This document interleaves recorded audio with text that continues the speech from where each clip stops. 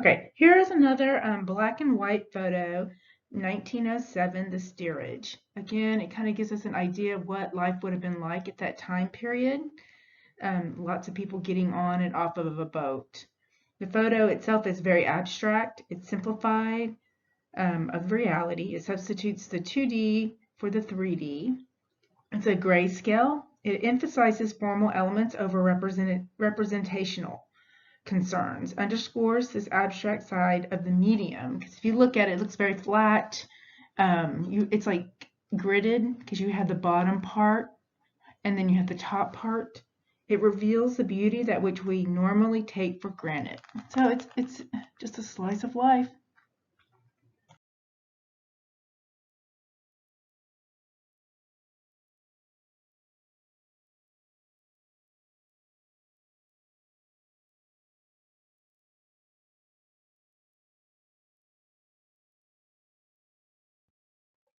Here again, it's another black and white photo of the Ford plant of 1927. It is very abstract. He takes a picture of the walkways across the plant so the workers can get back and forth, and it looks like an X. And then you have these big tunnel tubes or chimneys that go up and down vertical. Yes, vertical. So it's an interesting, very industrialized picture, but yet at the same time, it's very abstract, a study in gray.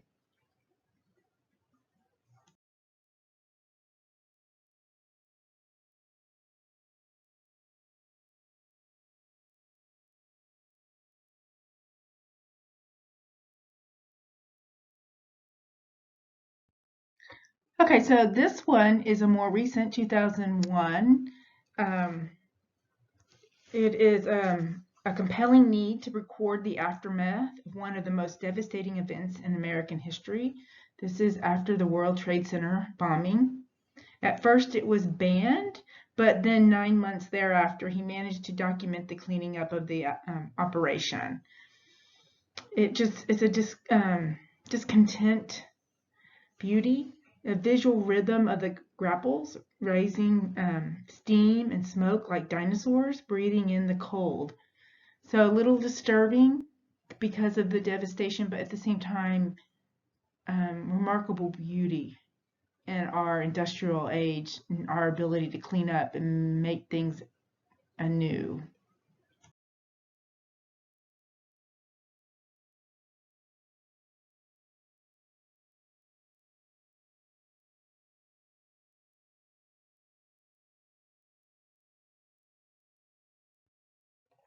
I had this one skipped in my notes, so I don't know a whole lot about the imagery here, but if you look closely, you'll see that there are soldiers. Um, they seem to be camouflaged with all the leaves, and it's hard to find them. So it was done in 1999, 2000. So whatever war, somewhere in the Mideast, I'm sure that we were involved. This is a photo from that time period, and it's just a testament once again of how photography can be used to document the things that are going on around us.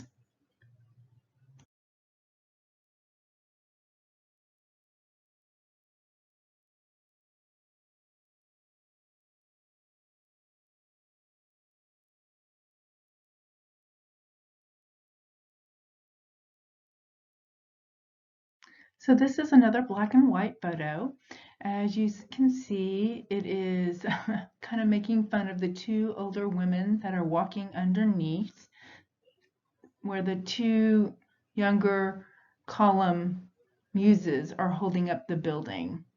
So again, photography is being used here to kind of make a statement, but it's also dealing with formal um, visual elements because we have a grid going on here. We have repetition because we have two women above, two women below, the irony of the younger versus older. This was done in 1953, Athens.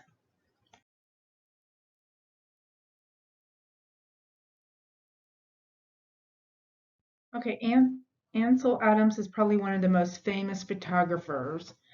He developed what is called the zone, a framework for understanding exposures and to develop and visualizing their effect in advance. The zone represents the relationship of the image brightness to the value or tone that the photographer wishes it to appear on the final print. The aperture, the size of the opening of the lens, he could go a long way towards establishing the brightness of the scene that he wanted. He spent hours in the darkroom.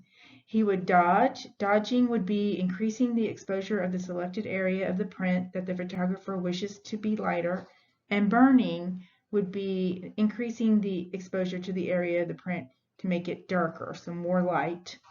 The sky was burned while the village was dodged to bring out more detail. Sky was actually never this dark against the rising moon, and the village was much more in shadows. The stunning contrast between light and dark would not have been seen unless he did what he did.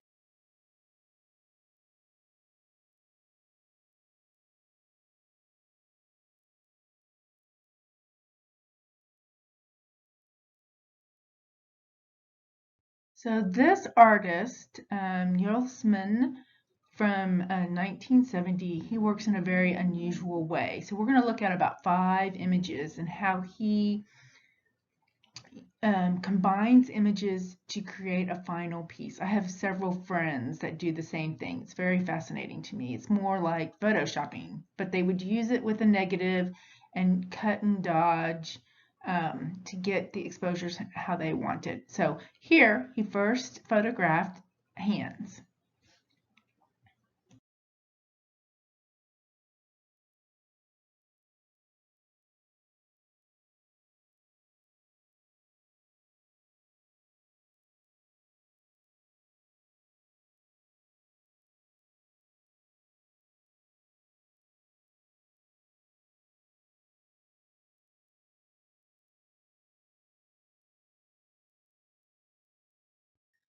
Okay, so this is the same artist. The image that we saw before is pretty much in the same shape as the rock. We have a picture here of a rock with it surrounded by its natural settings, but we still have the background is missing. So he is going to merge these two somehow together. So let's see how he handles this and pieces them together to work. But keep in mind, we saw the picture of the hand, and then the rock is a very similar shape as the hand. And we are lacking a background too.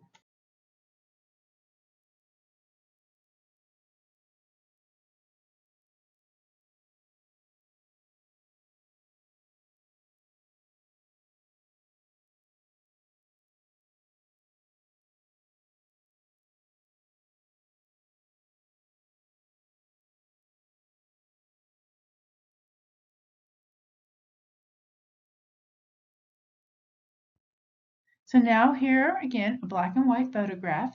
He has the image of the background. So it's a grove of trees.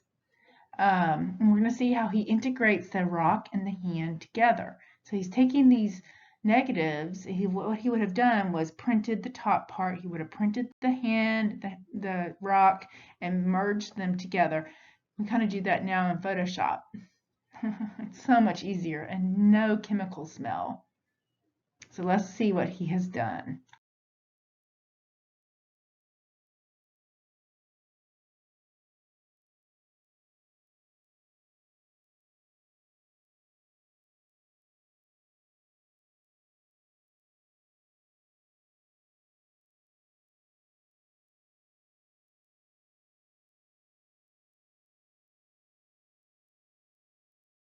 Okay, so now we have pretty much the final image where he combines the hands from the first image that we saw with the rocks. It makes perfect sense, doesn't it?